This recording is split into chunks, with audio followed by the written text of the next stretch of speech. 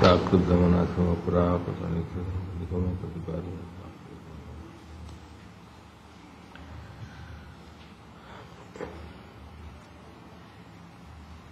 આપણે 10મા સ્કંદ 3જા અધ્યાયમાં વાત ચાલી રહી હતી.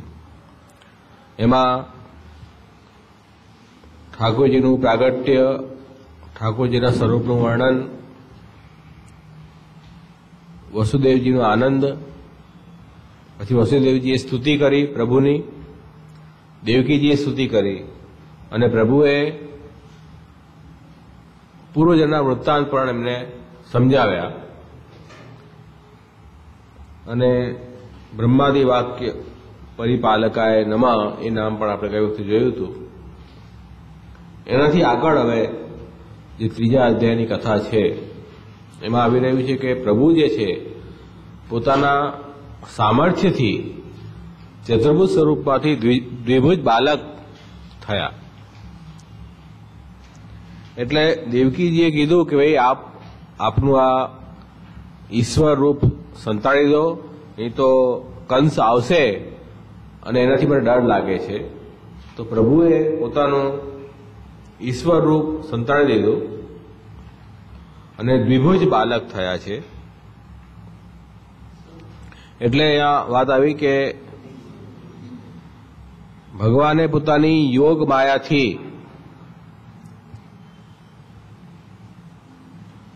ભગવાન આત્મમાયા પિત્રો સંપશ્યત સદ્યો બભૂવ પ્રાકૃત શિશુ. ભગવાન પોતાની યોગ માયાથી માતા પિતાને દેખતા દેખતા એક સાધારણ બાલકનું રૂપ ધારણ કર્યું તરત જ. એટલે પ્રાકૃત બાલક જેવા થઈ ગયા. તો આ વસુદેવજીને જે દિવ્ય સ્વરૂપનું જ્ઞાન થયું હતું એ પણ ઠાકોરજીએ તિરોહિત કર્યું અને પ્રાકૃત સ્વરૂપ જેવું આપ થયું. એટલે આ અધ્યાયનો જે અર્થ હતો એ રૂપાંતર છે. રૂપાંતર એટલે બીજા રૂપનો સ્વીકાર કરવો. પ્રભુનું મૂળ રૂપ તો ચતુર્ભુજ સ્વરૂપ છે, ઈશ્વર રૂપ છે, પણ ઠાકોરજીએ લીલા કરવા માટે બાલક રૂપ ધારણ કર્યું. ભક્તોને વાત્સલ્યનું દાન કરવા માટે પ્રભુએ બાલકનું રૂપ ધારણ કર્યું. અને એ રૂપ ધારણ કરવામાં ઠાકોરજીની બીજા કોઈ સાધનની જરૂર નથી. પોતાની આત્મમાયાથી, એટલે આત્મમાયા એટલે પોતાની શક્તિ, ભગવાનની સર્વભવન સામર્થ્યરૂપ શક્તિ છે, એનાથી જ ઠાકોરજીએ આવું રૂપ પ્રગટ કર્યું. અને પ્રભુ જ્યારે ઈચ્છે ત્યારે ચતુર્ભુજ રૂપ પર પ્રગટ કરે છે, જ્યારે ઈચ્છે ત્યારે દ્વિભુજ રૂપ પ્રગટ કરે છે. તો જ્યારે ઠાકોરજી ગીતાનો ઉપદેશ આપ્યો તે વખતે 4 ભુજા હતી. ભીષ્મને મુક્તિ આપી તે વખતે 4 ભુજા હતી. તે વખતે દ્વારકામાં 4 ભુજાનું સ્વરૂપ હતું અને અહીંયા વ્રજમાં દ્વિભુજ સ્વરૂપ પ્રગટ થયા. કેમ કે ત્યાં જે ભક્તિ રસનું દાન કરવું છે ત્યાં પછી પોતાનું મહાત્મ્ય પ્રભુ છુપાવી લે છે.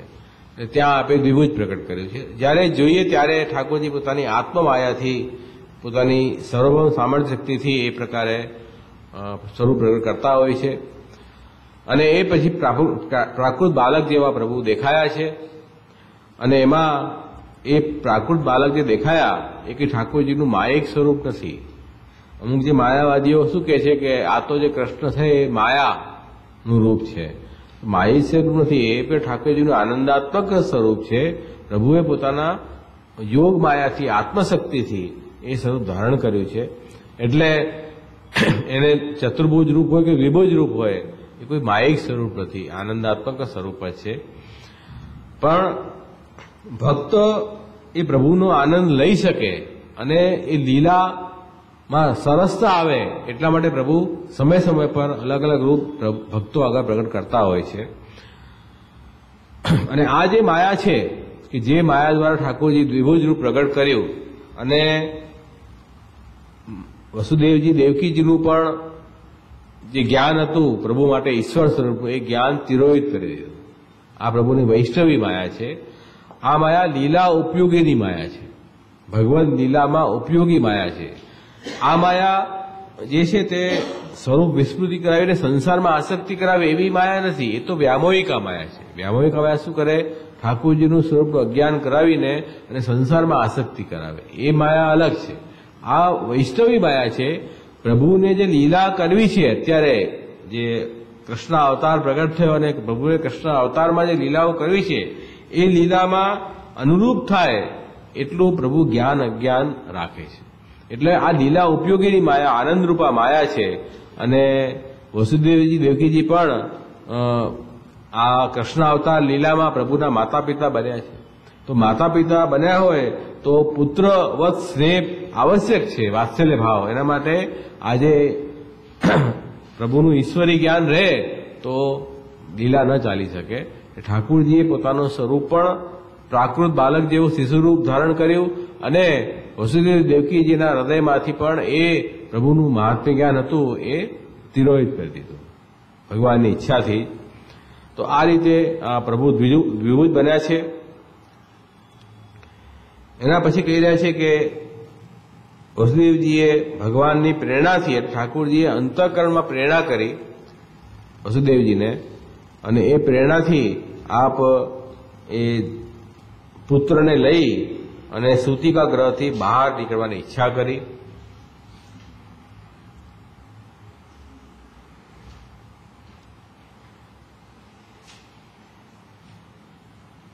હવે એ પ્રભુની જ્ઞાન શક્તિ વસુદેવજીના હૃદયમાં પ્રગટ થઈ છે અને વસુદેવજીએ ઉત્તમ પાત્ર લઈ વસ્ત્ર બિછાવી ઠાકોરજીને એમાં પોડાવ્યા અને આપ પ્રભુને પધરાવીને બહાર આવી રહ્યા છે.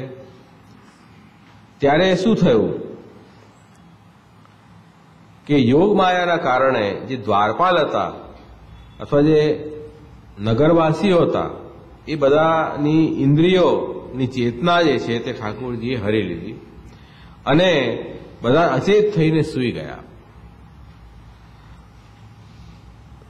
અને જે બંદીગૃહના દરવાજા હતા એ બંધ હતા, એની મેતે ખુલી ગયા છે અને લોખંડની સાંકળો તાળા એની મેતે ખુલી ગયા અને વસુદેવજી તો બહાર જઈ જ ન શકે એ સ્થિતિ હતી. પણ કોઈ વસ્તુ પ્રતિબંધ નથી આવી અને વસુદેવજી ભગવાન કૃષ્ણને પોતાના ગોદીમાં પધરાવી અને ત્યાંથી બહાર નીકળ્યા. એની મેતે દરવાજા ખુલી ગયા છે અને સૂર્યોદય થતાં જે અંધકાર દૂર થાય તેવી રીતે અહીંયા બહાર જતા જ અને વરસાદ વરસી રહ્યો છે એ એવી સ્થિતિ છે. તો એ જ અહીંયા કહ્યું છે કે વસુદેવજીને ત્યાં ડર નથી લાગ્યો, કેમ કે નિર્ભયતા છે, પ્રભુ બિરાજી રહ્યા છે, હવે શેનો ડર છે. અને તે જ વખતે યોગમાયાનો પણ જન્મ થયો. વસુદેવજી જ્યારે પ્રભુને બહાર પધારવાની ઈચ્છા કરી તે જ વખતે નંદરાયજીના પત્ની યશોદાજીને ત્યાં યોગમાયાનો પુત્રી રૂપથી જન્મ થયો છે અને એ યોગમાયાએ પોતાનો પ્રભાવ દેખાડ્યો, જેના કારણે ત્યાં કોઈ પણ પ્રતિબંધ હવે પ્રભુને લઈ જવામાં નહીં આવે. તો યોગમાયા જે છે તે ભગવાનની શક્તિ છે, ભગવાનના કાર્ય સિદ્ધ થાય એ માટે યોગમાયા લોકોને મોહ કરાવી રહી છે એ અહીંયા બતાવ્યું. એટલે પહેલા પ્રભુનું પ્રાગટ્ય થયું છે અને પછી યોગમાયાનું પ્રાગટ્ય થયું. યોગમાયાનો જન્મ પછી થયો છે. પ્રભુનું પ્રાગટ્ય અષ્ટમીમાં થયું છે અને યોગમાયાનું પ્રાગટ્ય જે છે તે નવમીમાં થયું છે. તો એટલા માટે આપણે ત્યાં સપ્તમી વિદ્યા અષ્ટમી આપણે નથી કરતા. શુદ્ધ અષ્ટમી હોય સૂર્યોદય વખતે એ જ અષ્ટમી આપણે જન્માષ્ટમી તરીકે મનાવીએ છીએ. જેમાં સપ્તમી મિક્સ અષ્ટમી હોય એ અષ્ટમીને આપણે જન્માષ્ટમી નથી મનાવતા. કોઈ વાર અષ્ટમીનો ક્ષય થઈ જાય તો આપણે નવમીમાં અષ્ટમી મનાવશું, સપ્તમીમાં નહીં મનાવશું.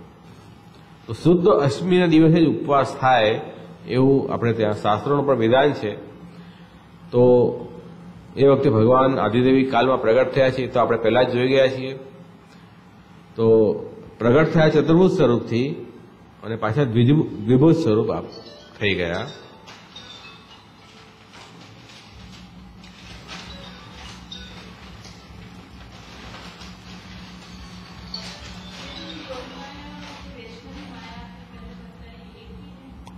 हाँ, ठाकुर जी की लीला उपयोगिनी माया वही योग माया है. उसका जो भौतिक रूप है ना वो व्यामोहिका माया है, दूर करती है.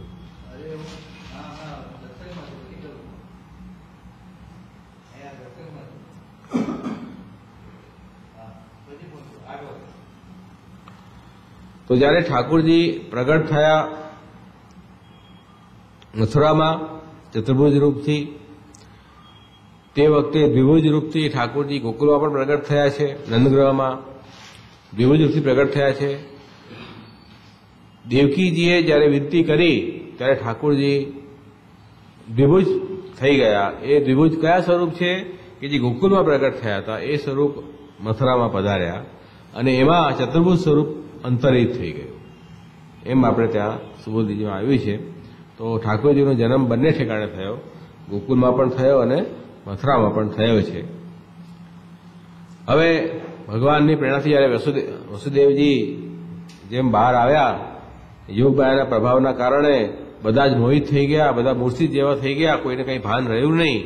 અને વસુદેવજી જ્યારે બહાર નીકળ્યા કોઈને ખબર જ ન પડી ક્યારે કોઈ બહાર ગયા, અને એની મેતે દરવાજા ખુલી ગયા છે, કોઈએ પ્રતિબંધ કર્યું નથી.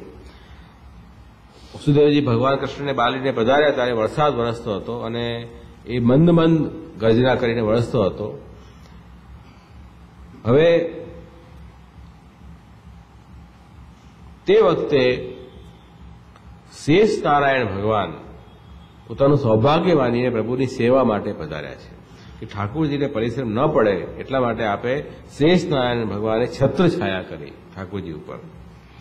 તો એનું નામ પણ ત્રિવેદ નામાવલીમાં આવે છે, શેષાદિ ભક્ત સેવિત ચરણાય નમઃ.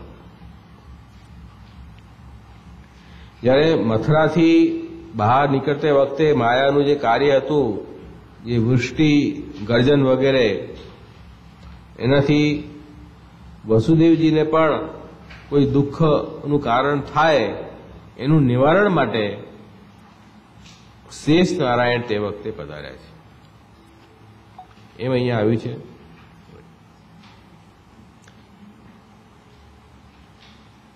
એટલે શેષ નારાયણે વિચાર કર્યો કે આ તો બહુ સૌભાગ્ય છે કે સેવાનો અવસર પ્રાપ્ત થયો, એટલે આપણે સહસ્ત્ર ફણાઓ પ્રસારી અને ઠાકોરજીના મસ્તક ઉપર છત્રીનું રૂપ ધારણ કર્યું, છત્રધારી હોય એમ ચાલ્યા.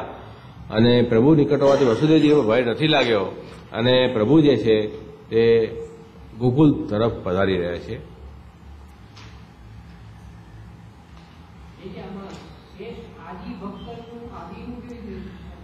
હા, તો અહીંયા આદિપદેન માયાવૃષ્ટિ ગર્જનાદય ગયા. અહીંયા બતાવ્યું છે કે માયા, વૃષ્ટિની ગર્જના વગેરે બધું જ અહીંયા આદિમાં લેવું.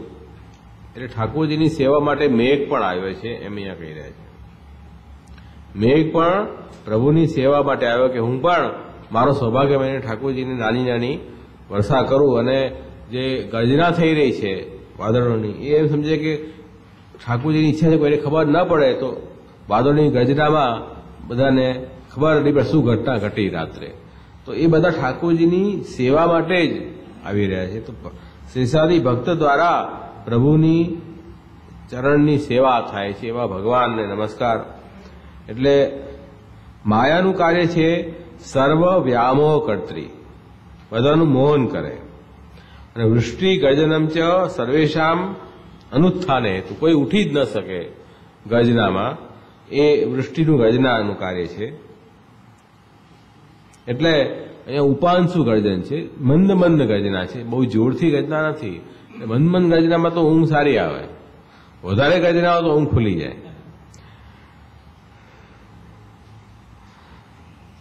અને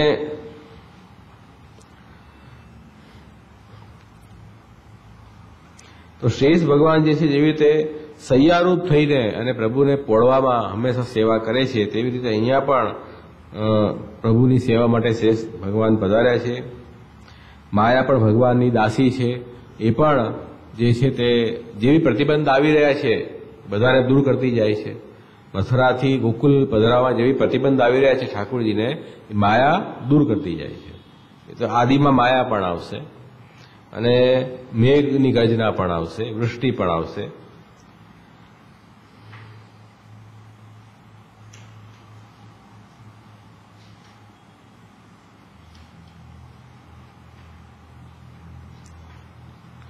હવે અહીંયા માયા અને વૃષ્ટિ આદિમાં છે પહેલા શેષ ભગવાનનું નામ શા માટે લીધું?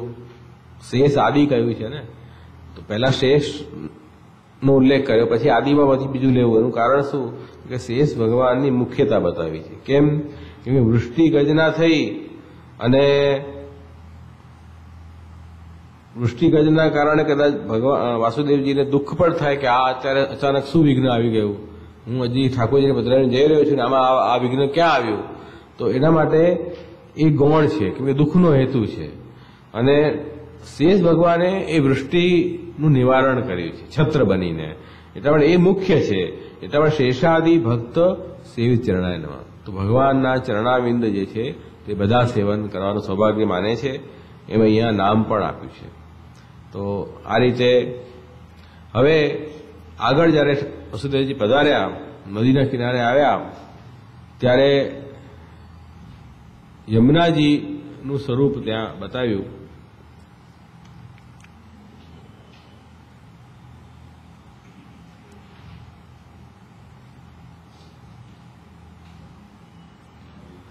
યમુનાજીનો પ્રવાહ બહુ વધી ગયો અને બહુ ઘેરો અને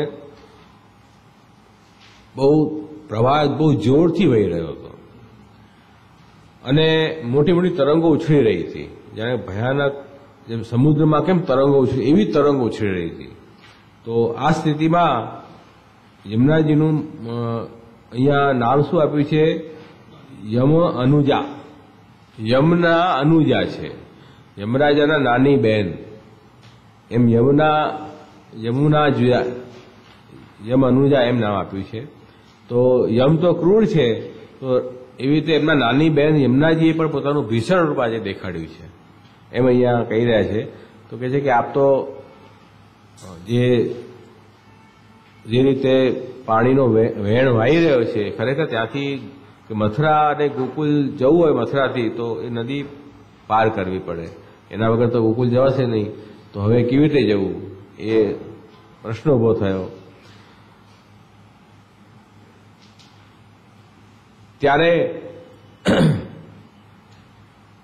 ભગવાન જ્યારે પધાર્યા તો યમુનાજીએ વિચાર કર્યો કે ઠાકોરજી જે છે તો હવે ભક્તોને સુખ દેવા માટે ગોકુલ પધારી રહ્યા છે અને યમુનાજી તો કૃપા સ્વરૂપ છે.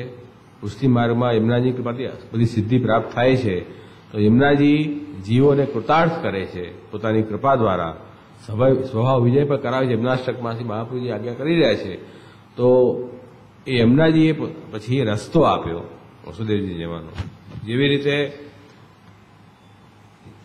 ભગવાન શ્રી રામ શ્રીલંકા પધારવાના હતા ત્યારે સમુદ્ર રસ્તો નહોતો આપતો, ત્યારે આપે ક્રોધ કર્યો, સમુદ્રને પડકાર્યો, સમુદ્રે રસ્તો આપ્યો. તો પણ ભગવાને મર્યાદાથી સેતુ બાંધ્યો અને સેતુથી આપ શ્રીલંકા પધાર્યા. અહીંયા તો આ પુષ્ટિ સ્વરૂપ છે, કૃષ્ણ તો પુષ્ટિ પુરુષોત્તમ છે, એટલે અહીંયા કંઈ સેતુ બાંધવાની જરૂર નથી. ઠાકોરજી પધાર્યા છે, નદીએ માર્ગ દીધો છે અને નદી પાર પ્રભુને જવું છે તો એમાં કોઈ વિઘ્ન નથી આવ્યું. કેમ કે જે નમામી હૃદય શેષે લીલા ક્ષીરા વિષાય નમઃ, તો સહસ્ર લક્ષ્મી ઠાકોરજીની સેવા કરે છે.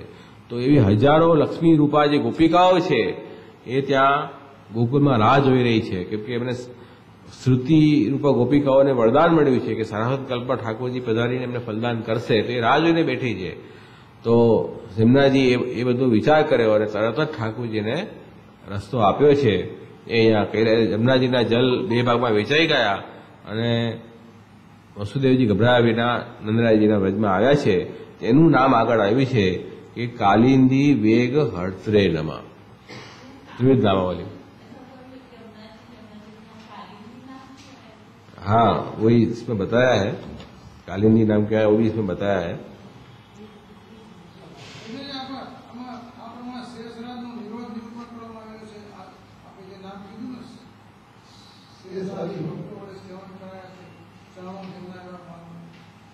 हाँ नहीं એટલે શેષાદી ભક્ત સેવી ચરણાય નમઃ. શેષાદી ભક્તો દ્વારા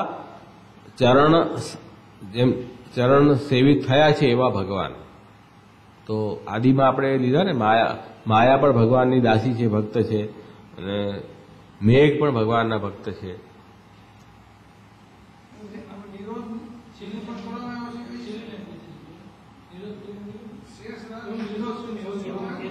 એવમ શેષસ્ય નિરોધ એવ નિરૂપિત તદર્થમેવ પ્રકટયતિ. એટલે શેષ નારાયણનો નિરોધ જ અહીંયા નિરૂપણ કરાયું છે, એના માટે જ આ પ્રગટ થયા છે. એટલે એમની સેવા સ્વીકારીને એનો નિરોધ કર્યો. શેષ નારાયણની સેવા સ્વીકારીને એમનો નિરોધ પ્રભુએ પોતાનામાં કર્યો.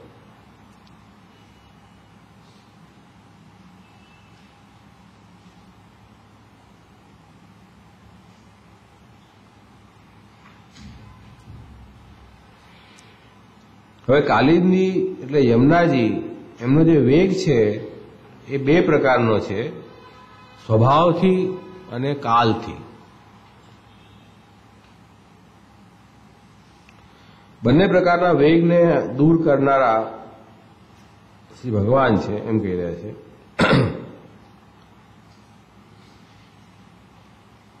એટલે જે હે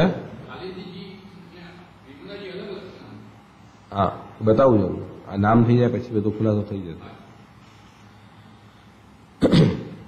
એટલે જે અગાધ જલનો સમૂહ યમુના નદીમાં વાયુના લીધે તરંગો ઉછળી રહ્યા છે, ફીણ આવી રહ્યા છે, એ બધું જે કાલકૃત વેગ છે, કાલના કારણે આવતો એ વેગ છે. અને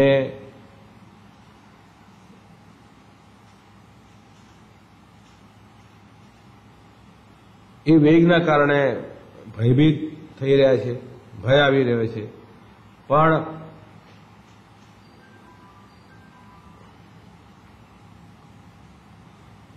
ભલે ક્રૂર અને દુષ્ટ લાગતો હોય, પણ ઠાકુરજી થી ભયભીત છે. ઠાકુરજીને માર્ગ આપે, ઠાકુરજીને વિઘ્ન ન કરી શકે. કેમ કે અહીંયા કહ્યું કે જેટલી બી નદીઓ છે તે સમુદ્રની પત્નીઓ છે. બધી નદીઓ કોની પત્ની છે? સમુદ્રની. અને રામાવતારમાં સમુદ્રે માર્ગ ન આપ્યો ત્યારે રામચંદ્રજીએ રોષ કર્યો અને શોષણ કર્યું સમુદ્રનું. તો અહીંયા પણ કાલિંદી પણ તો નદી જ છે ને, એ પણ સમુદ્રની જ પત્ની છે. એટલે અહીંયા પણ માર્ગ નહીં આપું તો અહીંયા પણ સ્વરૂપથી પ્રભુ શોષણ કરશે એમ વિચારીને તરત જ માર્ગ આપ્યો છે. એક અર્થ આપણે કાલિંદીનો જે મર્યાદા સ્વરૂપ છે યમુનાજીનું, કાલિંદી નદી, એવો અર્થ કર્યો છે. મર્યાદા રૂપ વિભૂતિ સ્વરૂપ જે કાલિંદી છે યમુનાજીનું એ છે. હવે જે પુષ્ટિ સ્વરૂપ જે છે યમુનાજીનું, જે કાલિંદીજી એ પુષ્ટિ સ્વરૂપના અંશ છે. કેમ કે કાલિંદી પર્વત યમુનાજી સૂર્યમંડળમાંથી પધાર્યા તો કલિંદ પર્વત ઉપર નહીં, સૂર્યમંડળમાં જે નારાયણ બિરાજે છે, નારાયણના હૃદયમાંથી યમુનાજી પધાર્યા તે કાલિંદ પર્વત ઉપર પધાર્યા. અને એ કાલિંદની જે દીકરી હતી કાલિંદી, એને પણ પોતાનામાં સમાવેશ કરીને આગળ પ્રવાહ વધ્યો છે એમ કહી રહ્યા છે. તો એ કાલિંદી જે છે તે યમુનાજીના અંશરૂપ થઈ, એ મર્યાદા છે જે દ્વારકામાં પ્રભુના પટરાણી છે, એ ચતુર્થ પટરાણી છે. અને યમુનાજી તો સાક્ષાત પ્રભુના હૃદયમાંથી પ્રગટ થયા છે, એ તો પ્રભુનું કૃપા સ્વરૂપ છે. અને એ કૃપા સ્વરૂપ છે એટલા માટે હવે બીજો અર્થ કરી રહ્યા છે કાલિંદી વેગ હર્ત્રેણમાં, કે આજે અર્થ કર્યો ને કે સમુદ્રની પત્નીઓ નદી છે, અને સમુદ્રનો પણ નિયમન જ્યારે રામચંદ્રજી કર્યું એનો વિચાર કરીને તરત જ કાલિંદીએ રસ્તો આપી દીધો. એ પેલા કાલિંદી જે નદી છે, જે વિભૂતિ છે યમુનાજીની, એ વિભૂતિ સ્વરૂપ નદીની વાત થઈ રહી છે. અથવા કરીને બીજો અર્થ કર્યો છે. બીજો અર્થ શું કર્યો કે અસંખ્ય જે ગોપીજનો છે, જે લક્ષ્મી રૂપા છે, આદિદેવ લક્ષ્મી રૂપા છે, અને એમની સાથે પ્રભુ યમુના જલમાં ક્રીડા કરશે વ્રજમાં, એમ સમજી અને એમની પ્રસન્નતા પ્રાપ્ત થઈ યમુનાજીને કે ચલો મારા જલમાં પ્રભુ અસંખ્ય ભક્તો સાથે ક્રીડા કરશે એમ વિચારીને માર્ગ આપ્યો.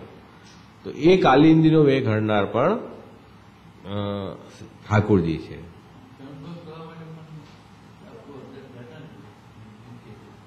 એ હવે કોઈ એટલે ભાગવતમાં તો એવો ઉલ્લેખ નથી આવતો, કોઈ જગ્યાએ એવી પ્રસિદ્ધિ છે તો લોકવાયકા છે એવી, ભાગવતમાં એવો અર્થ નથી. ભાગવતમાં તો અહીંયા યમુનાજી એનો એવો વિચાર કર્યો કે હવે ઠાકોરજીને તો અવશ્ય આપણે માર્ગ આપવો જોઈએ, કેમ કે બધા ભક્તો રાહ જોઈને બેઠા છે ક્યારે ઠાકોરજી પધારે, અને એ બધા ભક્તો સાથે પ્રભુ મારા જલમાં ક્રીડા કરશે, એનો આનંદ મને પ્રાપ્ત થશે એમ વિચારીને તરત જ માર્ગ અહીંયા આપ્યો છે. એ પણ દોષનો દૂર કરનાર યમુનાજી છે.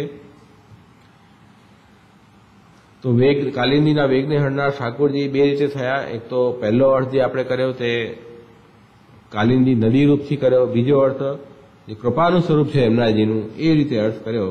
એ બે રીતે વેગ હણનાર પ્રભુ છે. હવે કલિયુગને, કલિંદ જે કલિયુગના દોષનો જે નાશ કરે એ કલિંદ, અને એ કલિંદની પુત્રી કાલિંદી એ પણ અર્થ કરી શકાય. એટલે ક્લેશ માત્રનું હરણ કરનાર એ સૂર્યના પુત્રી એ કાલિંદી છે.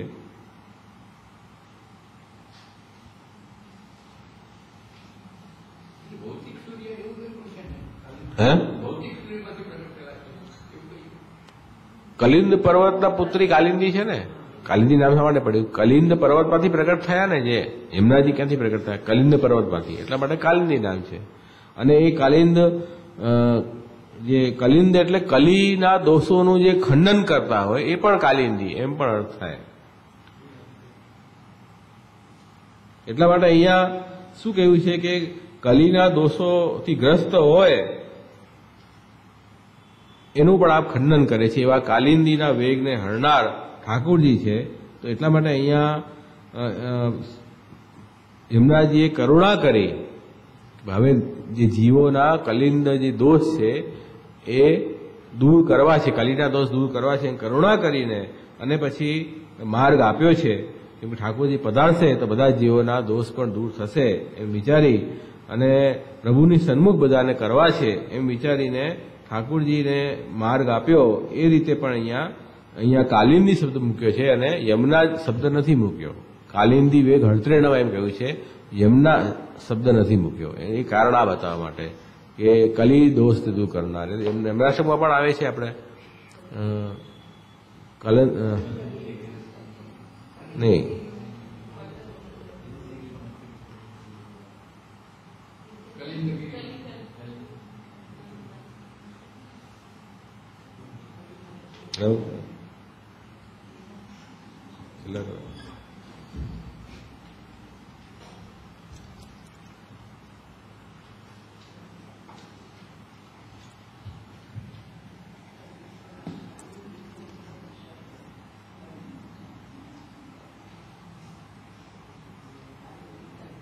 હરિપ્રિય કલિંદયા મનસી મેં સદા સ્થિયતા યયા ચરણ પદ્મજા મરુરિપુ પ્રિયમ ભાવકા સમાગમત્વ સકલ સ્થિતિ સેવતામ તયા સદસતામિયાત કમલેશ પત્ની. હરિપ્રિય કલિંદયા એટલે હરિના પ્રિય જે ભક્તો છે એમના પણ જે કલી દોષનું જે દમન કરે છે એવા જે કાલિંદી એ મારા હૃદયમાં સદા બિરાજે. તો એ અર્થમાં અહીંયા કે આ ઐશ્વર્ય છે.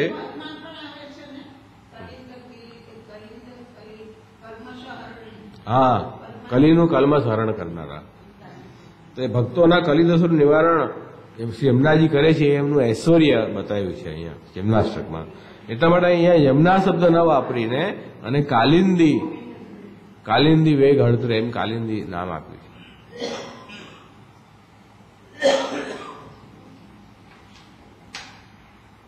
એટલે યમુના એટલે કાલિંદીનું જે વેગ હતું એ ઠાકોરજીએ દૂર કર્યું, એ વેગનું હરણ કર્યું અને એ યમુનાજી ભગવાનના પ્રસન્નતાના પ્રાપ્ત થયા છે.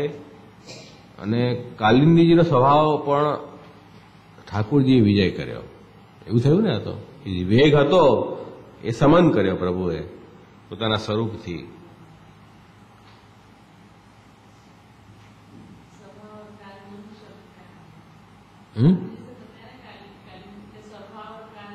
हाँ, वो प्रभु ने स्वभाव का जो दोष था वो दूर किया.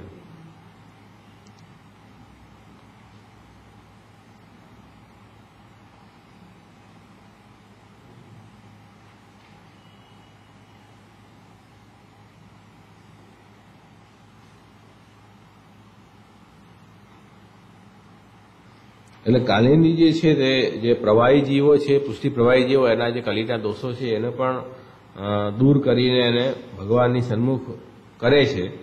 કલીનો સ્વભાવ શું છે? ભગવાન સાથે જે આપણને બહિર્મુખ કરે એ કલીનો સ્વભાવ છે. તો શ્રી યમુનાજી જે છે તે એવી રીતે એ સ્વભાવ દૂર કરે છે. અને બીજો બી કલીનો મતલબ કલહ પણ થાય, ક્લેશ, કલહ થવો, અથવા તો ભક્તજનોનો પરસ્પર કલહ થઈ જાય, એ પણ શ્રી યમુનાજી જે છે તે દૂર કરે છે. તો એ યમુનાજીનો એક અલગ ઐશ્વર્ય છે, વિલક્ષણ ઐશ્વર્ય છે, કલહને દૂર કરનારા.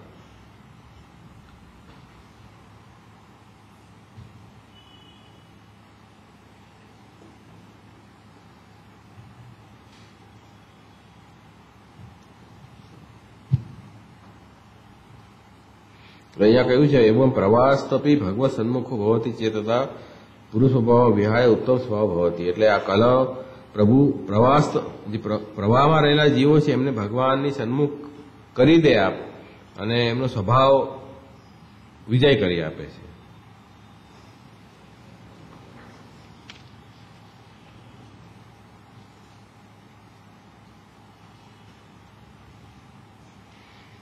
ભગવાનની સાથે કલહ, ભક્તોના પરસ્પર કલહ, એ બધા કલહને જેતી એટલે ખંડન કરનારા, નાશ કરનારા એવા કાલિંદી.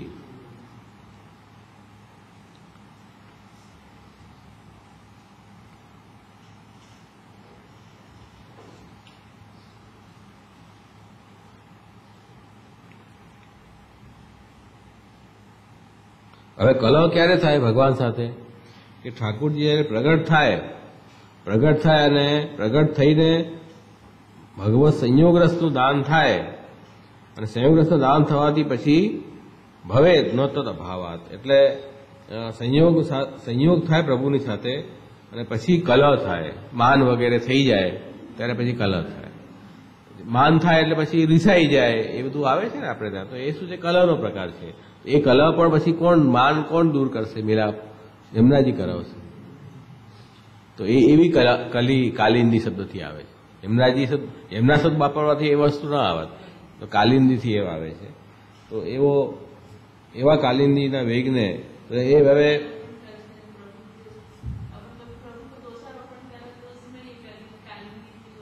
हाँ वो दोषारोपण वो तो फिर अपना अज्ञान है, पर जैसे ठाकुर जी की जो लीला, हाँ लीला के अंदर, हाँ लीला के अंतर्गत,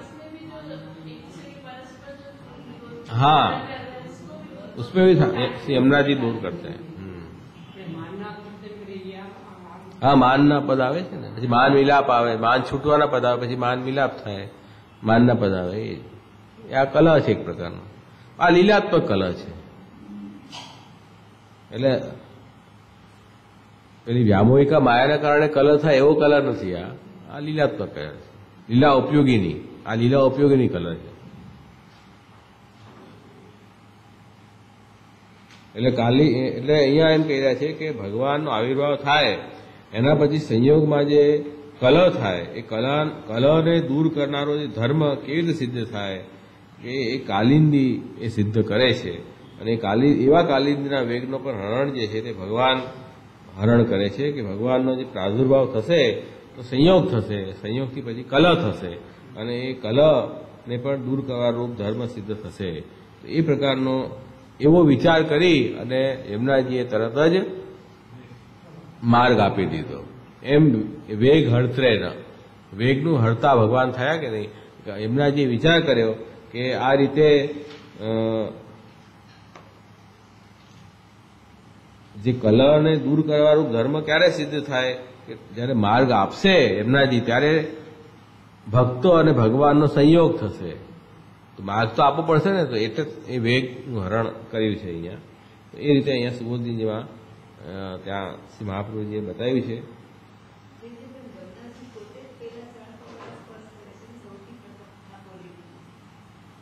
એવો ઉલ્લેખ આમાં ક્યાંય નથી ભાગવતમાં, અન્ય પુરાણમાં ક્યાંય આવ્યો તેમાં?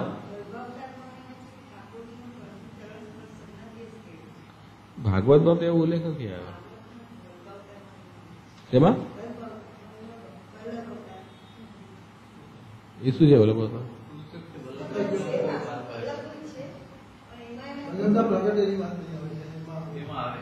એવા કઈ પ્રમાણ આપ્યું છે?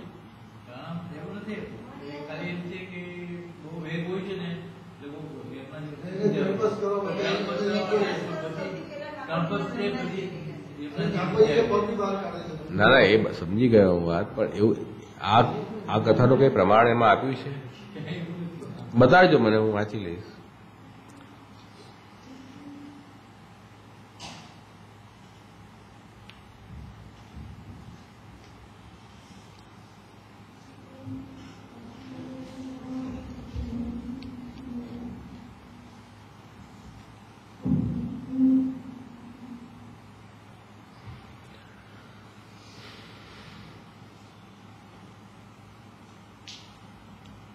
એટલે પ્રભુ ભક્તો સાથે મળશે, સંયોગ થશે, ઠાકોરજીનો ભક્તો સાથે, ભગવાનના ભક્તો સાથે ત્યારે સંયોગ થશે તો કલહ પણ થશે, અને કલહ થશે તો યમુનાજી કલહને દૂર કરશે.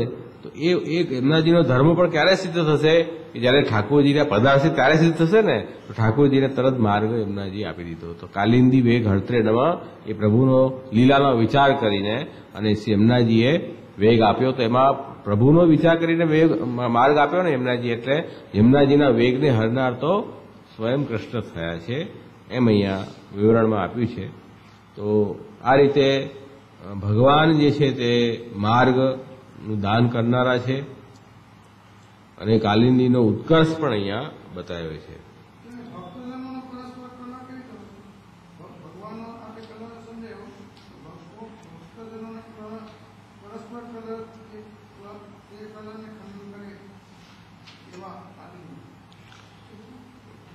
લીલામાં તો ભક્તનો પણ કલહ થઈ શકે ને.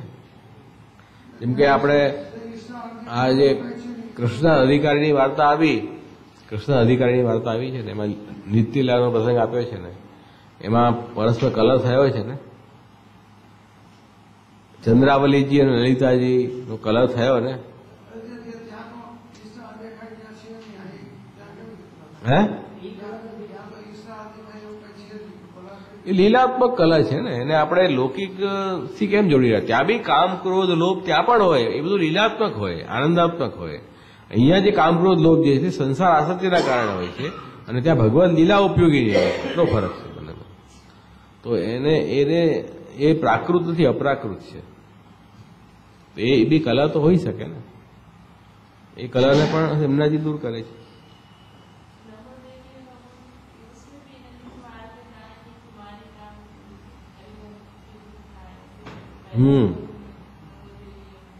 हाँ, उसमें भी है.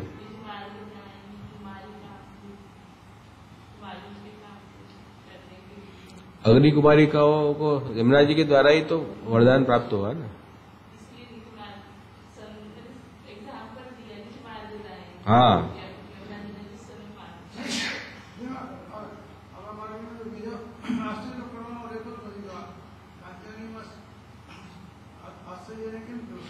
ત્યાં કાત્યાયની જે છે ને તે ઠાકોરજીની આદિદેવીકી તામથી શક્તિ છે.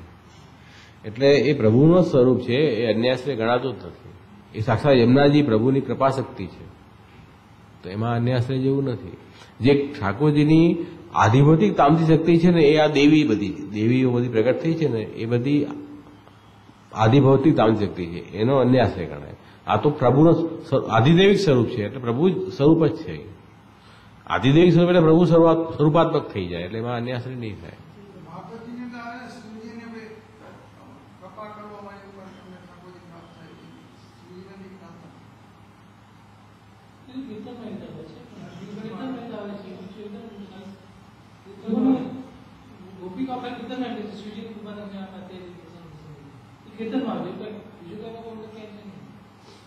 એટલે વ્રતચર્યામાં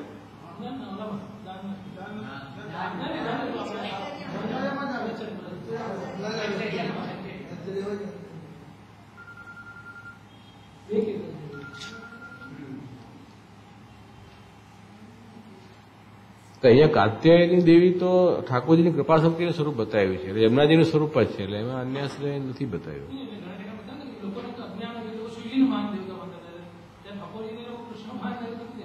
કૃષ્ણ માટે લોકો શિવજીનું પ્રાર્થના કરતા હતા. હા એવી રીતે કીર્તનમાં આવે છે. ત્યારે શિવજી માન દેખાતા હતા. ઠાકોર શિવજી હશે આ પાસે ઠાકોરજી અંબિકા વનમાં જયારે નંદરાયજી પધાર્યા શિવજી અને દેવીજીનું પૂજન કર્યા ત્યારે તો ઠાકોરજીએ એમને છોડાવ્યા અજગરના ગ્રાસમાંથી. તો એવું નથી, ત્યાં તો અન્યાસે છોડાવ્યો છે. અન્યાસે કરવાના કારણે એમને ઉપાધિ થઈ જાય એમ બતાવ્યું છે ત્યાં.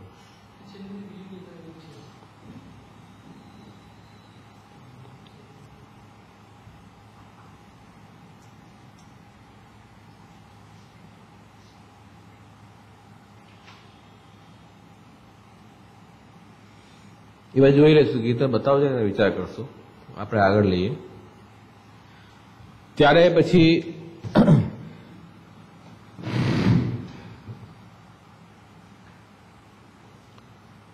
નંદરાયજી ને ત્યાં વસુદેવજી પધાર્યા નંદ ભવનમાં. બધા ગાઢ નિદ્રામાં સૂતેલા હતા અને એ શિશુને યશોદાજીના શયન કક્ષમાં પધરાવ્યા અને ત્યાં જે બાલકી જન્મી હતી, બાલિકા યોગમાયા, એને પધરાવીને અને વસુદેવજી પાછા મથુરા આવ્યા છે.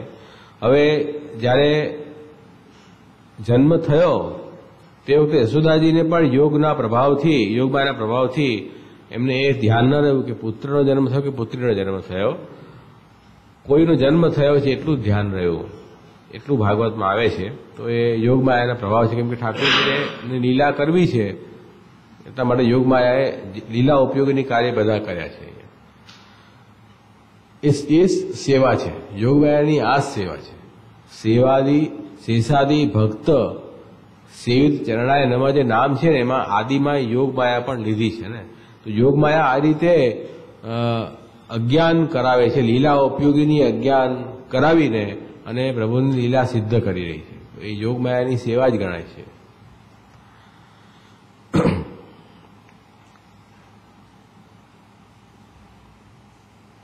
તો કેમ કે ઠાકોરજી કહેવાય છે યોગમાયા અધિપતય નમઃ. યોગમાયાના અધિપતિ ભગવાન છે, યોગમાયાના સ્વામી ઠાકોરજી સ્વયં પોતે છે. એટલા માટે અહીંયા બતાવ્યું કે ભક્તેષુ યોગાર્થમ, ભક્તોને યોગ પ્રાપ્ત કરાવવા, યોગ પ્રાપ્ત એટલે પોતાનો સંબંધ સંયોગ પ્રાપ્ત કરાવવા માટે જે માયા અંતરંગ માયા છે, એટલે આ પેલી વૈષ્ણવી માયા છે, લીલા ઉપયોગીની માયા છે, એના અધિપતિ ભગવાન શ્રી કૃષ્ણ છે. એટલા જ માટે આજ્ઞા કાર્યમ કૃતવતી, પ્રભુની જે આજ્ઞા હતી એ આજ્ઞા અનુસાર એ કાર્ય કરી રહી છે. અને યશોદાજીમાં પોતાનું પ્રાગટ્ય કરી અને સર્વને મોહન પણ કરે છે. ઠાકોરજી આજ્ઞા કરી કે તારે યશોદાજીને ત્યાં પુત્રી રૂપથી પ્રગટ થવાનું છે, તો એ બી પ્રભુની આજ્ઞા અનુસરીને યોગમાયા ત્યાં કન્યા રૂપે એનો પ્રાગટ્ય થયો છે અને મોહન કરી રહી છે. એટલે એ જ વાત અહીંયા બતાવી કે ભગવાનની આજ્ઞાથી જ યોગમાયા બધા કાર્યો કર્યા. અને અન્યત્ર જ્યાં જ્યાં પણ દેવી માની પૂજા થાય છે ભગવાનની આજ્ઞાથી થઈ રહી છે. ભગવાને જ વરદાન આપ્યું હતું કે તમે મારું કાર્ય સિદ્ધ કરશો તો તમને મનુષ્યો ઠેર ઠેર તમારી માનતા માનશે, પૂજા કરશે, અલગ અલગ નામોથી, અંબા, અંબિકા, ચંડિકા વગેરે નામોથી, કાલિકા એ વગેરે નામોથી તમારી પૂજા થશે. તો એ રીતે અન્યત્ર પણ એ ગયા છે, કેમ કે ભગવાન એમના અધિપતિ છે અને ભગવાનના વરદાનથી જ એમને આ મહાત્મ્ય પ્રાપ્ત થયું છે. એટલા માટે અહીંયા ઠાકોરજીનું નામ છે યોગ માયા અધિપતે. યોગ માયાના પણ અધિપતિ તો શ્રી કૃષ્ણ છે. તો આ બધી યોગ માયા કાર્ય કરી રહી છે જ બતાવી રહ્યા છે. એટલે યશોદાજીને પણ જ્ઞાન ન રહ્યું કે પુત્ર થયો કે પુત્રી થઈ. જ્ઞાન રહે તો તકલીફ થાત ને, પછી માયા આગળ લીલા ન ચાલત. યશોદાજીને પણ એ જ્ઞાનનો તિરોભાવ કરાયો છે.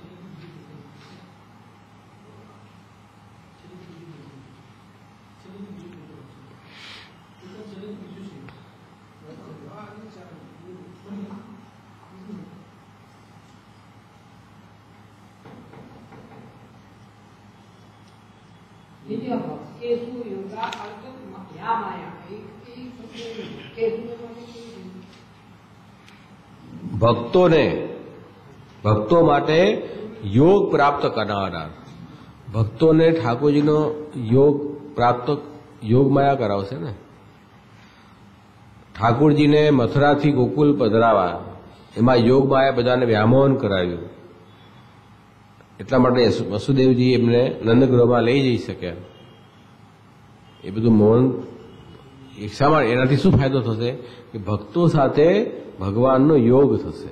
એ બી તો યોગ માયા કરાવી રહી છે. હા, યોગ એટલે મેળવી આપવો. તો એ બધું અંતરંગ માયાએ આ બધું કાર્ય કર્યું. અંતરંગ માયા એટલે ભગવાનની સર્વભવન સામર્થ્ય વૈષ્ણવી માયા શક્તિ છે, તે અંતરંગ માયા છે.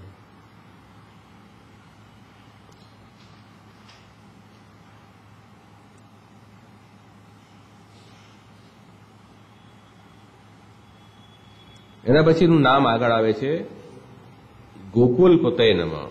એટલે યશોદાજીના શયનગૃહમાં ભગવાનની સ્થાપના કરી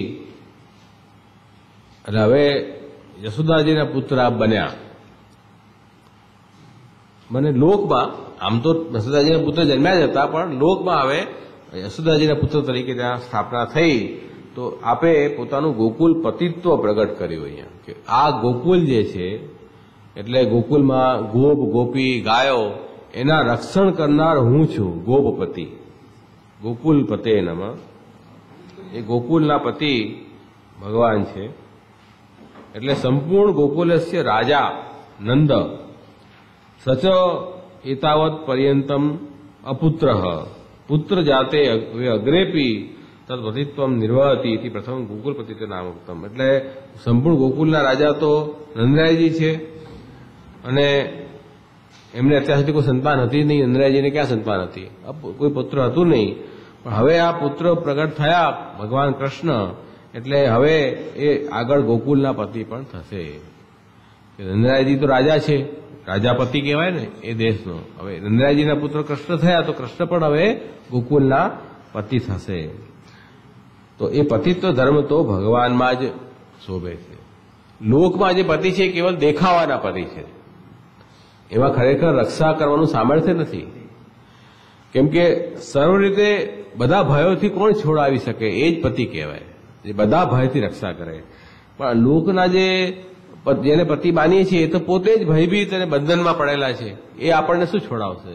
એટલા માટે સાચા પતિ તો ભગવાન છે. આપણા પતિ તો શ્રી કૃષ્ણ જ છે. ગોકુલ પતે નમઃ. અને આ રીતે અહીંયા સંપૂર્ણ ગોકુલને ઠાકોરજીએ પોતાનામાં સ્વીકાર્યા છે કે હું આમનો સ્વામી, આ બધા મારા સેવક છે. એમ જણાવ્યું મન્નાથમ મત પરિગ્રહમ, જે ગોવર્ધન લીલામાં પણ ઠાકોરજીએ આ વાત કહી કે મેં એમનો પરિગ્રહ કર્યો છે, એમને મેં અંગીકાર કર્યા છે, અને હું એમનો સ્વામી છું. એટલે એ રીતે પોતાની આત્મીયતા દેખાડી અને વ્રજનું રક્ષણ હવે મારે કરવું જ પડશે એમ માની વ્રજનું રક્ષણ કર્યું ઇન્દ્રનો કોપની સામે. તો એ પોતાનું ગોકુલ પતિત્વના ત્યાં પણ આપે પ્રગટ કર્યું. તો એ ભાગવતમાં વર્ણન આવ્યું છે. તો એ અર્થમાં આ ગોકુલ પતયનમાં ગોકુલપતિ ક્યારે બન્યા ઠાકોરજી? જ્યારે નંદરાયજીને ત્યાં વસુદેવજી પ્રભુને પધરાવી આવ્યા યશોદાજીના ત્યારથી જ ગોકુલપતિ આપ થઈ ગયા. એટલે ગોકુલપતિ નામ ત્યારથી જ આવ્યું છે.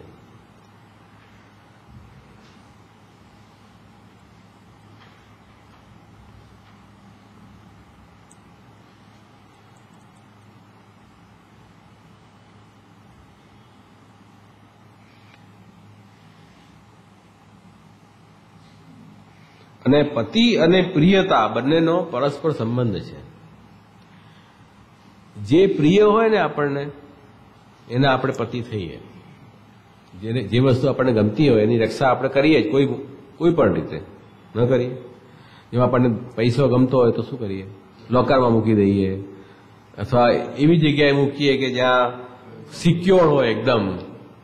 જ્યાં પ્રિયતા હશે ને ત્યાં રક્ષાનો ભાવ આવી જ જશે. તો હવે જો ઠાકોરજી પતિ બન્યા, મતલબ કે ઠાકોરજીને ગોકુલ પ્રિય છે, તો પતિ બન્યા ને.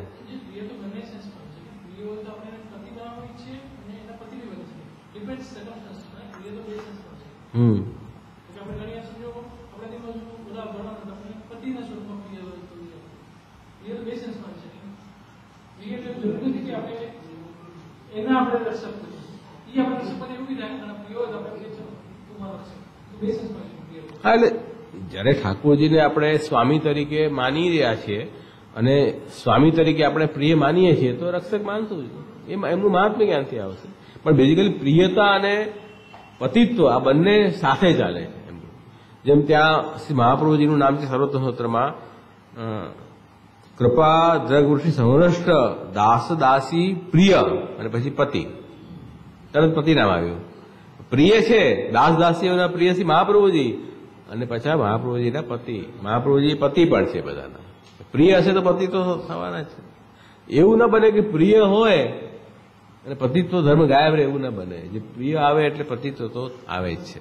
તો બંને રીતે થઈ શકે. સ્વામીની દ્રષ્ટિથી પણ થાય અને સેવક દ્રષ્ટિથી પણ આવી શકે છે. જેને આપણે આપણા પ્રિય માનતા હોઈએ તો આપણાથી મોટા છે તો આપણે રાખી આપ જ મારી રક્ષા કરી શકો છો, બાકી તો કોઈ ઉદ્ધાર મારો નહીં કરી શકે, એમ પણ આવી શકે. તો એટલે માટે એ આગળનું નામ છે ગોપીજન વલ્લભાય નમઃ. ગોપીજનના વલ્લભ પરમ પ્રિય એવા શ્રી કૃષ્ણ. ગોપીજનાના વલ્લભ પરમ પ્રિય. ગોપીજનાસ્ય વલ્લભા યસ્ય. ગોપીજન પ્રિય છે જેમને, એમ પણ પરસ્પર ભાવસ્ય એક નિરૂપિતમ. એ ગોપીજનના પ્રિય ઠાકોરજી અથવા ગોપીજનો પ્રિય છે જેમને એવા ઠાકોરજી, એ બંને રીતે આપણે અર્થ કરી શકીએ. એટલે બંને અર્થમાં પતિત્વ આવી શકે છે. જેમાં આમ ભરતભાઈએ કીધું ભાઈ ગોપીજનના પ્રિય ઠાકોરજી હોય તો ઠાકોરજીને પ્રિય માનતા હોય તો આપણે પતિ પણ ઠાકોરજીને માનશું, અથવા ઠાકોરજી ગોપીજનોને પ્રિય માનતા હોય તો ઠાકોરજી કહે છે હું એમનો પતિ છું. બંને રીતે આપણે લઈ શકાય. તો તેને ઉભયો અપી પરમ રસ આનંદ આવિર્ભાવ જાતો. બંનેનો પરમ રસનો આનંદ આવિર્ભાવ થયો. પરસ્પર સ્નેહના કારણે, ગોપીજનો અને ભગવાનમાં સ્નેહના કારણે પરમ આનંદ પ્રગટ થયો છે. એટલે યથા ચિરકાળ બીતયો પ્રિયયો તથા ભાવ. ઘણા લાંબા સમય પછી આપણને કોઈ ઘણા આપણો પ્રિય મળ્યો હોય તો આપણને આનંદ થાય કે નહીં, ઓહો કેટલા વર્ષે આપણે મળ્યા, અંદરથી આપણે આનંદ હર્ષ થાય. એવી રીતે ઠાકોરજી હવે એમને મળ્યા, મળશે, ગોપીજનોને મળ્યા, બ્રજમાં પધાર્યા તો હવે પરસ્પર આનંદ પ્રગટ થશે, આનંદનો આવિર્ભાવ થશે. એવો પરસ્પર ભગવાન શ્રી કૃષ્ણ અને ગોપીજનોનો આનંદ અહીંયા પ્રગટ થયો છે ગોપીજન વલ્લભાય નમઃ આ નામથી. એટલે આપણે તમે જોશો કે આપણે કોઈ પણ કાર્ય કરીએ તો આ બે વસ્તુ બહુ પ્રસિદ્ધમાં આપણે લખતા હોઈએ, શ્રી કૃષ્ણાય નમઃ, શ્રી ગોપીજન વલ્લભાય નમઃ. આ બે ખાસ લખીએ આપણે. કેમ કે આવા ભક્ત અને ભગવાનનું મિલન થાય એમાં પરમ એ આનંદ પ્રગટ થાય છે. એ ગોપીજન વલ્લભાય નામથી આવે છે. ગોપીજન વલ્લભાય એટલે ગોપીજનના પ્રિય. તો એ પ્રિય આપણને મળ્યા, એ પ્રિયતાનો એક આનંદ રસનો અનુભવ થાય છે. એટલે ગોપીજન વલ્લભ આપણે ખાસ લખીએ છીએ. એ પુષ્ટિ ભાવ એમાં પ્રગટ થાય છે. શ્રી કૃષ્ણ એનામાં તો છે જ, પછી ગોપીજન. એ કૃષ્ણ કેવા છે? ગોપીજનના વલ્લભ પરમ પ્રિય એવા શ્રી કૃષ્ણ. તો એમાં આનંદરૂપી ઉત્સાહ એ નામ બતાવી રહ્યું છે ગોપીજન વલ્લભાય. हाँ वो पर ये मूल जो मंत्र मैंने दर्शन किए थे ना हस्ताक्षर के, उसमें केवल कृष्ण ही था, गोपीजन वल्लभ नहीं था. बाद में वो कह रहे हैं कि गोकुलनाथ जी ने उसमें लिया है, गोपीजन वल्लभ किया. तो ठीक है, अच्छा है, बढ़िया है, सुंदर है. गोपीजन वल्लभ बोले तो अच्छा ही है.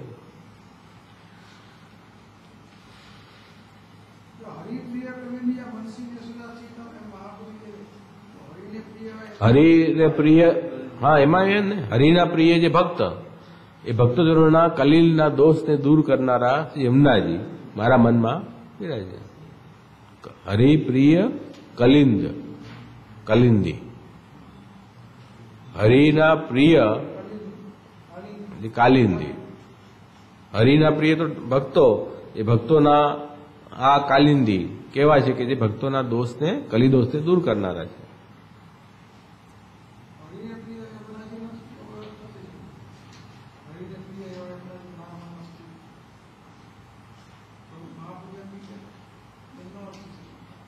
હરિના પ્રિય,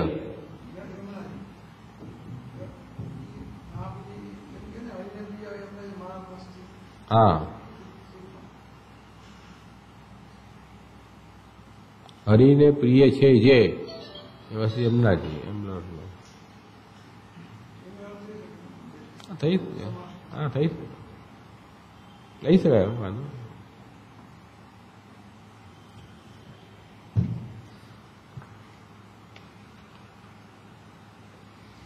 એટલે આ બધા નામ જે છે તે આ ત્રીજા અધ્યાયના આવ્યા. ગોપીજી વલ્લભાયનામાં આ છેલ્લું ત્રીજા અધ્યાયનું નામ છે. એના પછી આગળ જે નામ થશે તે નંદોત્સવના નામ આવશે. એ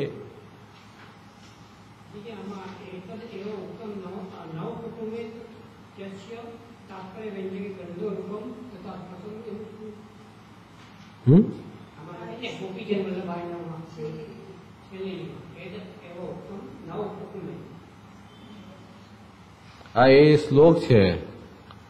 એક મિનિટ, 5મા અધ્યાયનો શ્લોક છે.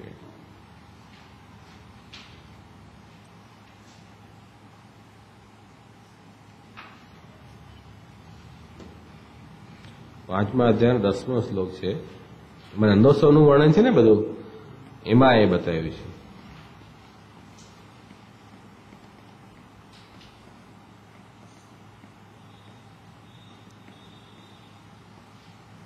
નવકુંકુમ કિંજલ્ક મુખપંકજ ભૂતયા બલિભી સ્વરિતમ જગમુહ પૃથુ શ્રોણ્યસ ચરત્કુચા. એટલે અહીંયા કહી રહ્યા છે કે ગોપીજનો, ગોપીઓના મુખારવિંદ બહુ સુંદર હતા અને એ મુખારવિંદ ઉપર જે કુમકુમ કમલની કેસર ન હોય એવું લાગતી હતી. અને એ બધા ભેટ સામગ્રી એટલે જલ્દી જલ્દી યશોદાજી પાસે પધાર્યા છે, એવો અહીંયા શ્લોક છે. એ શ્લોકથી ઇતિહાસ્ય તાત્પર્ય વ્યંજકે ગંધરૂપમ તથા સ્પર્શમ ઇતિ અનેન.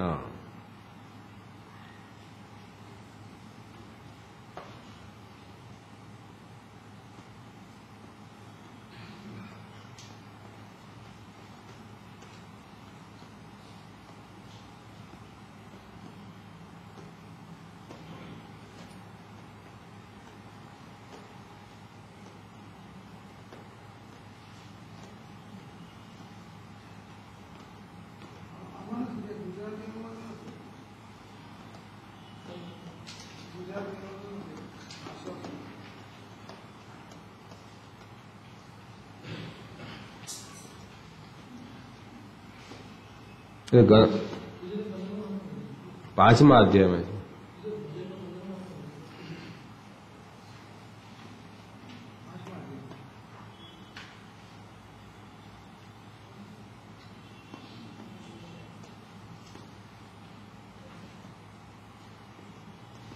એટલે જે ગોપીઓનો જે આનંદ બતાવ્યો છે ને ઠાકોરજી માટે પ્રગટ થયા તો નંદોત્સવમાં ગોપીઓએ કેવી રીતે ઠાકોરજીનો ભેટ લઈને આવ્યા, સુંદર શૃંગાર કરીને પધાર્યા, એ બધું વર્ણન આ શ્લોકોમાં છે. એટલે એ શ્લોક ગોપીજનના વલ્લભ છે ને પ્રભુ, પ્રિયતા દેખાડી છે, એ નામમાં એ સંદર્ભ લીધો છે.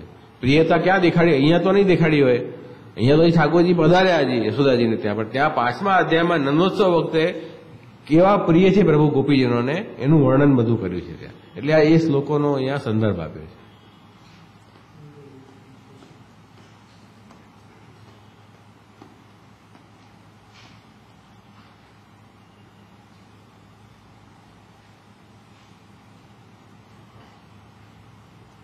એટલે આ રીતે આપણો ત્રીજો અધ્યાય અહીંયા પૂરો થયો.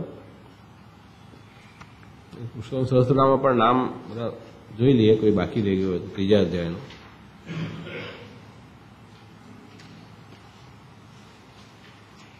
છેલ્લું નામ આપણે કર્યું હતું પૂર્વ સર્વવૃત્તાંત બોધક. આ નામ છે ને ગોકુલા ગતિ લીલાપ્ત વસુદેવ કર સ્થિતિ. આ જે નામ આવ્યું છે કે ઠાકોરજીએ પોતાના પૂર્વ વૃત્તાંત બધો જ્ઞાન કરાવ્યું અને પછી વસુદેવજીને પ્રેરણા કરી.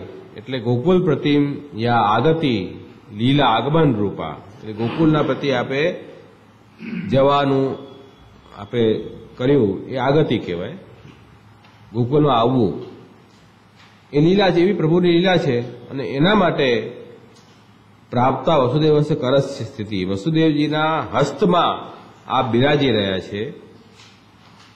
વસુદેવ કરયો સ્થિતિ એવ સ્થાનમ યેન, એવા ભગવાન.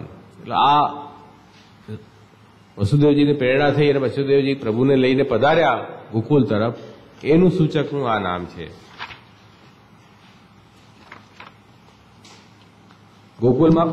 ગોકુલમાં લીલા કરવાને પધારવા માટે આપ એટલે કોણ? અહીંયા પ્રિય, આપ તો કોને કહેવાય છે? પ્રિયજનો. આપણે એ પ્રિયજન કોણ છે? વસુદેવજી છે. તો વસુદેવજી ગોકુલમાં આવવા માટેની જે લીલા છે એ લીલા માટે જે આપ એટલે વસુદેવજીના હાથમાં સ્થિતિ કરનારા ભગવાન શ્રી કૃષ્ણ, એક નામ તો આ છે. અને બીજું અર્થ કર્યો ગોકુલને ગતિ પમાડવા. ગતિ પમાડવા એટલે લીલા પ્રાપ્ત કરાવવા માટે વસુદેવજીના હસ્તમાં જે બિરાજી રહ્યા છે એવા શ્રી કૃષ્ણ. એમ ગોકુલા ગતિ લીલાપ્ત વસુદેવ કર સ્થિતિ. ગોકુલ આગતિ લીલાર્થમ આપ્તસ્ય વસुदेवस्य करयो स्थिति यस्य. आप तो यहाँ वसुदेव जी लिए हैं टीका में,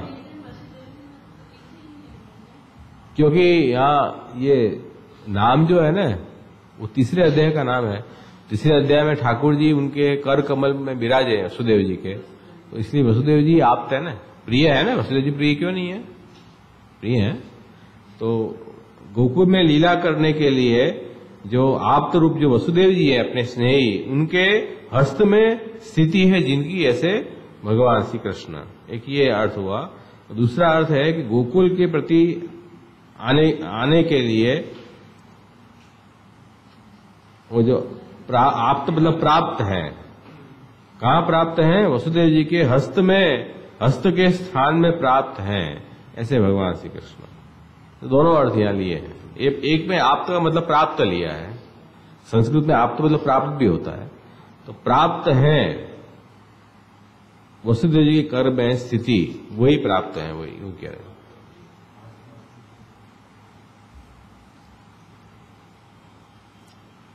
તો આપણે એટલે આપણે જે વર્ણન હમણાં જોઈ ગયા કે વસુદેવજી ઠાકોરજીને પધરાવીને જઈ રહ્યા છે એ વર્ણન આખું કર્યું, એનું જ આ નામ છે.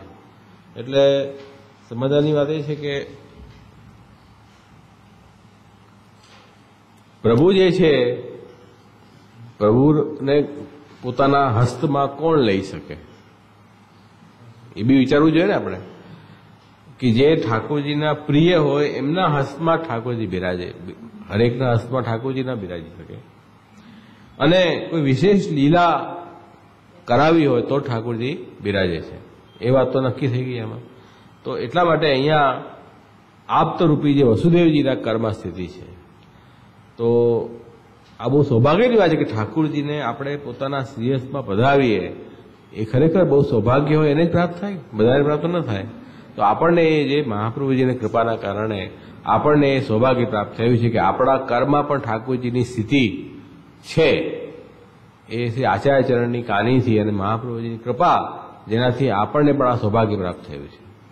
તો એ રીતે અહીંયા મહાપ્રભુજીનું જ આપણે મહાત્મ્ય સમજવું જોઈએ. આપણામાં તો એવી લાયકાત નથી કે ઠાકોરજી આપણને આપ્ત માને.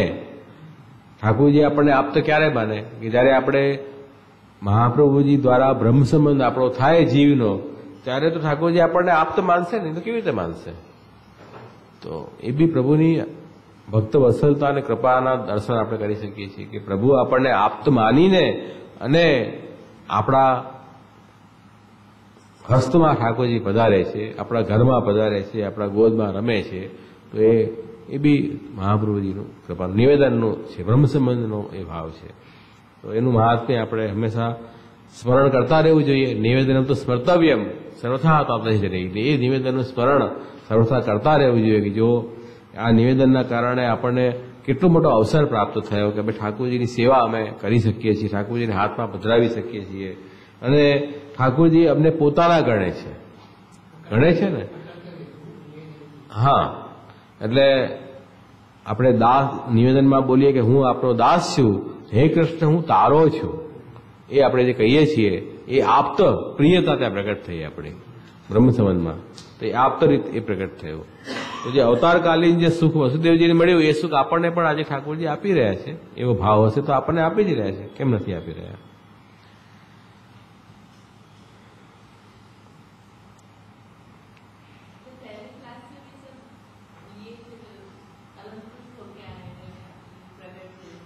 कहा?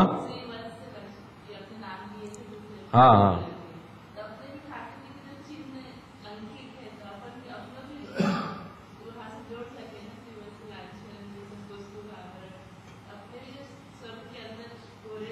हाँ हाँ अपने घर में भी वही रूप से प्रकट हुए हैं, जन्माष्टमी में अगर अपन लोग भाव है। हाँ हाँ बड़ा सही बात है। वही जो अपराकृत जो स्वरूप है वही स्वरूप अपने आप प्रकट हुए। यही कारण से આપણે આજે ઠાકોરજીને પુષ્ટ કરાવીએ ને આપણે, ત્યારે આ ઠાકોરજીના સ્વરૂપનું સૌંદર્ય વર્ણન કરતા જે 20 શ્લોકો છે, 9-10 શ્લોક ત્રીજા અધ્યાયનું, એ આપણે બોલીએ છીએ. પુષ્ટ કરતી વખતે એ શ્લોક બોલવામાં આવે છે. એટલે આખા કઈ બધા શ્લોકથી આ 2 શ્લોક ખાસ બોલવામાં આવે છે કે ઠાકોરજીનું એ જ અપ્રાકૃત સ્વરૂપ અહીંયા પ્રગટ થઈ રહ્યું છે એ બતાવવા માટે. એ પુરુષોત્તમ પૂર્ણ પુરુષોત્તમ જ પ્રગટ થઈ રહ્યા છે.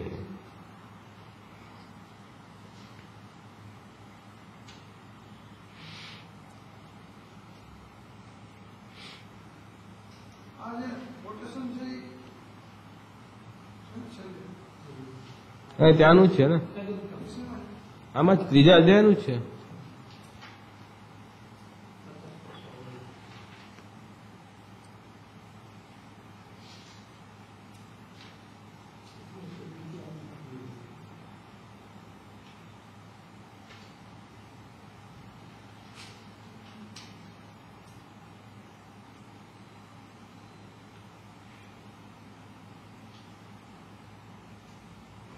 हाँ 47 श्लोक है तीजा अध्याय तत सौरे भगवत प्रचोदित 47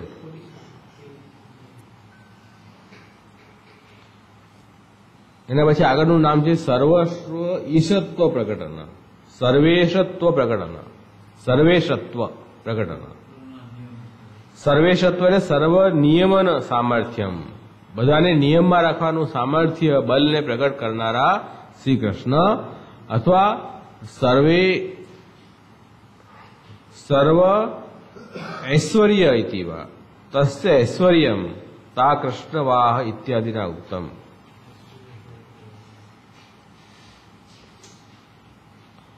ઠાકોરજી બધાને નિયમન રાખી રહ્યા છે. એ તો આપણે યોગમાયાના અધિપતિથી બી સમજી ગયા હતા કે યોગમાયાનું આ બધું કાર્ય છે, અને યોગમાયાના પણ અધિપતિ નિયમન કરનારા બધું કાર્ય કોણ કરે છે? યોગમાયા. અને એના પણ અધિપતિ ભગવાન શ્રી કૃષ્ણ છે. તો બધાના ઈશ પ્રભુ થયા ને.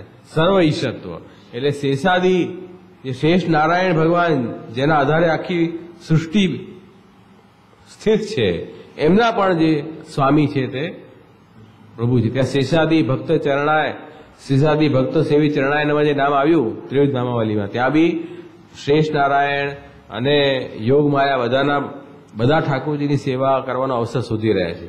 બધાના ઈશ ઠાકોરજી છે. એ ત્યાં પ્રગટ થયું ને. એ અહીંયા આ રીતે નામ પુરુષોત્તમમાં સર્વ ઈશત્વ પ્રગટન એમ નામ આપ્યું છે. અને બીજું જે અર્થ કર્યો છે, એક તો અર્થ આ કર્યો સર્વ ઐશ્વર્ય ઇતિ તસ્ય ઐશ્વર્યમ તા કૃષ્ણવા. એટલે અહીંયા કઈ ગુજરાતી અનુવાદ કઈ ખોટો થઈ ગયો લાગે છે. સર્વ આશ્ચર્યને પ્રગટ કરનાર, આશ્ચર્ય તો છે નહીં, ઐશ્વર્ય પ્રગટ કરનાર. હા, આશ્ચર્યની કઈ વાત નથી, ઐશ્વર્ય પ્રગટ કરનાર છે અહીંયા.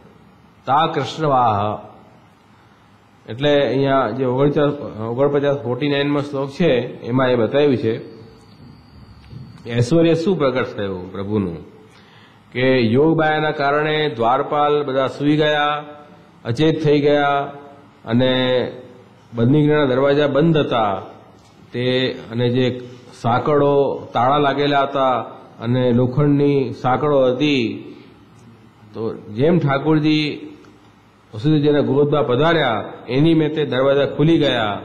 અને એટલે ભગવાનની ઈચ્છા માત્રથી આ આશ્ચર્ય લઈ શકાય. આમાં લખ્યું આશ્ચર્ય, આ બી આશ્ચર્ય છે કે જે એની મેં દરવાજા ખુલી ગયા, લોખંડની જંજીરો તૂટી ગઈ, બધા સૂઈ ગયા, કોઈને ખબર જ ન પડી ક્યારે વસુદેવજી પ્રભુને પધાર્યા. આ આશ્ચર્ય એમ લઈ શકો. પણ મૂળમાં જે નામ છે એમાં કઈ આશ્ચર્ય નથી, પણ એમાંથી પ્રભુનું ઐશ્વર્ય એવું છે કે એનાથી આપણને આશ્ચર્ય થાય, એમ અર્થ લઈ શકો. જે અનુવાદ જે કર્યો છે એમાં એમ આપણે બેસાડી શકીએ કે પ્રભુના ઐશ્વર્યના કારણે જે કાર્ય પ્રગટ થયું એનાથી આશ્ચર્ય પ્રગટ થયું. આપણે આશ્ચર્ય કરતા રહીએ છીએ, પણ એમાં આશ્ચર્ય જેવી કાંઈ વાત નથી. બધાના નિયમ કરનાર જો ભગવાન હોય તો આ થઈ જાય તો સ્વાભાવિક વાત છે, એમાં આશ્ચર્ય શું? હા, આપણને આપણને આશ્ચર્ય થાય કે આપણે કોઈ દિવસ જોયું ન હોય, તાળું એની રીતે કેવી રીતે ખુલી જાય, દરવાજા કેમ એવી રીતે ખુલી જાય, એમ આપણને આશ્ચર્ય થાય. એ વાત સાચી. પ્રભુ માટે તો બહુ સામાન્ય વાત છે એમ કહી રહ્યા છે. એટલે સર્વ ઐશ્વર્ય ઇતિવા તસ્ય ઐશ્વર્ય જે બતાવ્યું તા કૃષ્ણવા ઇત્યાદિના આ બધા 49મો શ્લોક ઉદાહરણ કર્યો છે અહીંયા કે એમાં આ પ્રભુએ પોતાનું ઐશ્વર્ય બતાવ્યું કે પ્રભુ ચાહે તો બધું જ થયું. પ્રભુ માટે કંઈ પણ વસ્તુ અશક્ય નથી. અશક્ય એવા સુશક્ય એવા સર્વતા સરળ ભરી. તો અશક્ય પણ સુશક્ય થઈ જાય અને સુશક્ય હોય એ અશક્ય થઈ જાય. પ્રભુની ઈચ્છા હોય એમ જ થાય. પ્રભુ સર્વના નિયામક છે. વિવેક સ્વરી સર્વ જે ઈચ્છા તો કરી હતી. પ્રભુ જે છે એમની ઈચ્છાથી બધું પ્રભુ કરશે. એ બધા ઈશ છે. એટલે સર્વેશ્વર સર્વાત્મા નિજેચ્છા તો કરી હતી. સર્વેશ્વર અને સર્વાત્મા ભગવાન પોતાની ઈચ્છાથી બધું કરશે. એમાં જીવનું કાંઈ ચાલતું નથી. આપણી પ્રાર્થના કઈ કાંઈ થતું નથી. બધું ભગવાનની ઈચ્છાથી જ થાય છે. કેમ કે પ્રભુ કેવા છે સર્વેશ્વર પ્રગટ. પ્રભુએ પોતાનું સર્વ ઈશત્વ અહીંયા પ્રગટ કરનારા ભગવાન છે.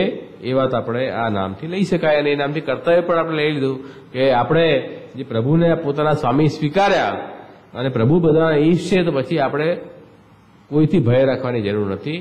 આપણે ભય કેવળ ઠાકોરજીનો રાખવાનો છે, બીજા કોઈનો ભય નથી રાખવાનો.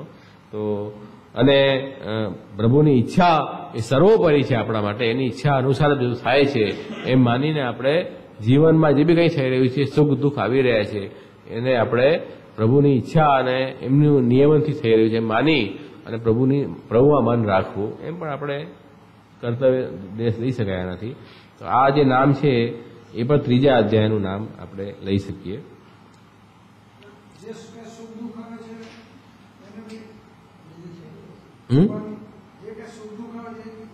પ્રભુની ઈચ્છાથી તો આવે છે ને. જે એમાં બી આપણું કંઈ ઠાકોરજીએ કંઈ સારું જ વિચાર્યું હશે એમ માનવું. આપણને તો એટલું જ્ઞાન નથી, ભૂતકાળ ભવિષ્યકાળ વર્તમાનકાળનું પૂરું જ્ઞાન નથી. તો પ્રભુ જે બી કરી રહ્યા છે તે આપણા ભલા માટે જ કરી રહ્યા છે એમ વિચારી અને પ્રભુની સેવામાં મન રાખવું.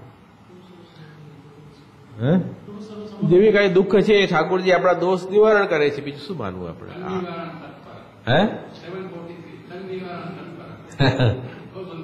હા, તો ઠાકોરજી નિવારણ કરી રહ્યા છે. જે દુઃખથી આપણા જે દોષ દૂર કરી રહ્યા છે. જે દુઃખ આવી રહ્યા છે એ દુઃખ પરીક્ષાર્થ આવે, પ્રારબ્ધ ભોગવા માટે આવે, અથવા કઈ વધારે મોટા દુઃખને આ રીતે કાઢી રહ્યા છે. દોષ દૂર થશે. જેટલું આપણે દુઃખ થશે, દુઃખમાં ગભરાવાનું નથી. દુઃખ સહનમ ધૈર્ય અમૃત. 3 પ્રકારના દુઃખોને સહન કરવાથી મહાપ્રભુજી બી આજ્ઞા કરી છે કે દુઃખ સહન કરશો તો આપણે વધારે મજબૂત થઈશું અને પ્રભુ જલ્દી સ્વીકારશે આપણને. તો આવી રીતે આપણે સંતોષ રાખવો એ વાત અહીંયા બતાવી. એના પછી 51નું નામ અહીંયા હવે આગળનું નામ છે માયા વ્યત્યકારક.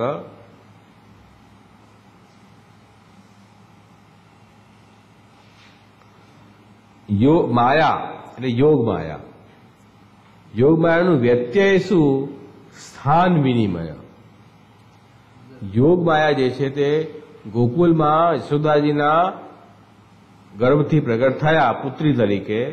એનું સ્થાનનો ફેરફાર કરનારા કોણ છે? ભગવાન છે. કેમ કે વસુદેવજી નંદરાજીને ત્યાં જઈને અને પોતાના પુત્રને યશોદાજીના સૈયા પર સુવડાવ્યા અને ત્યાં જે કન્યા યોગમાયા જન્મી હતી એને પોતાના સાથે લઈને બંદીગૃહમાં પધાર્યા એમ અહીંયા આવ્યું છે. તો એ માયા એ વ્યત્યય અદલાબદલી જે કરી છે અને પછી વસુદેવજી ત્યાં આવી દેવકીજીની પાસે એ કન્યાને મૂકી દીધી. એટલે અદલાબદલી કરીને યશોદાજીને જે કન્યા હતી એને દેવકીજી પાસે મૂકી. દેવકીજીને પુત્ર થયો એ યશોદાજીને ત્યાં મૂક્યા. અદલાબદલી કરી અને અદલાબદલી કરી ત્યારે જેમ યોગમાં આવી ત્યાં જ પાછી બધી જે બેડીઓ હતી એની મેતે બંધાઈ ગઈ. બંદીગૃહ બંધ થઈ ગયા, તાળા લાગી ગયા. આ યોગ માયાનો પ્રભાવ છે. માયા આવે તો બધું બંધન થાય અને પ્રભુ આવે તો મુક્તિ થઈ જાય. આ સ્પષ્ટ દેખાય છે આમાં. માયા આવી બધું બંધ થઈ ગયું. ઠાકોરજી પ્રગટ થયા તો દ્વાર ખુલી ગયા, જંજીર છૂટી ગઈ. તો આપણે બી ઠાકોરજીને પધરાવીએ તો ઘરનું બંધન છૂટી જાય. તો એ ઠાકોરજીને પધરાવો તો ઘરનું બંધન નહીં રહે. તે વાત અહીંયા સમજો. તો આ રીતે માયા વ્યત્યકારક પ્રભુ જે છે તે માયાની અદલાબદલી કરનારા ભગવાન છે. જે દિવસે જીવ બ્રહ્મ સંબંધ લે અને બ્રહ્મ સંબંધ લઈને ઠાકોરજી પુષ્કળ ઘરમાં પધરાવે તે દિવસે માયા વ્યત્યકારક પૂરું થઈ જાય, માયા નીકળી જાય આપણા ઘરમાં, ઠાકોરજી પધરાઈ આવે. તો વસુદેવજી આપણને ઠાકોરજી પધરાવી દે. વસુદેવજી એ ગુરુ છે, અહીંયા બતાવ્યું છે. વસુદેવજી કોણ છે? ગુરુ છે. ગુરુ પાસેથી બ્રહ્મ સંબંધ લઈ અને ગુરુ આપણને ઠાકોરજી પધરાવી દે. તો વસુદેવજી ગુરુ થયા અને એ ઠાકોરજી નંદાલયમાં પધાર્યા, આપણે ત્યાં પધાર્યા. એટલે હવે અહીંયા હવે ઠાકોરજી આનંદ આપશે. માયા તો મથુરામાં જતી રહી. એમ માયા રાખવાની નહીં. માયા ક્યારે આવે? જયારે ઠાકોરજીનું સ્મરણ છૂટે, સ્મરણ ભજન છૂટે તો માયા આવે. એ સ્મરણ ભજન છોડવું નહીં. અન્યાશ્રય કરીએ, અસમર્પિતનો ભોગ કરીએ, દુસંગ કરીએ, અસદ આલાપ કરીએ તો તરત માયા આવી જાય. પ્રભુનો આશ્રય રાખીએ, પ્રભુનો સમર્પિત જીવન જીવીએ અને સત્સંગ કરીએ અને પ્રભુ સંબંધી જ ક્રિયા, ધ્યાન, આલાપ કરીએ તો માયા ના આવે. એ એના ઉપાય છે. એ સાવધાની રાખવી. તો આ રીતે આ ત્રીજો અધ્યાય અહીંયા પૂરો થયો.